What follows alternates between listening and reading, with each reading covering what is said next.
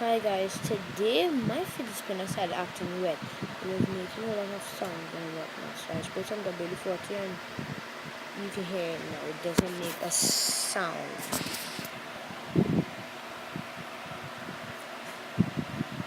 Don't know if you guys can hear that, but I don't hear a sound coming from it. It used to make like a zzz noise after, but how I spread the Belly 40 it doesn't anymore. So hope this helps you guys to resolve your fidget spinner problems. Bye, see you on the next video.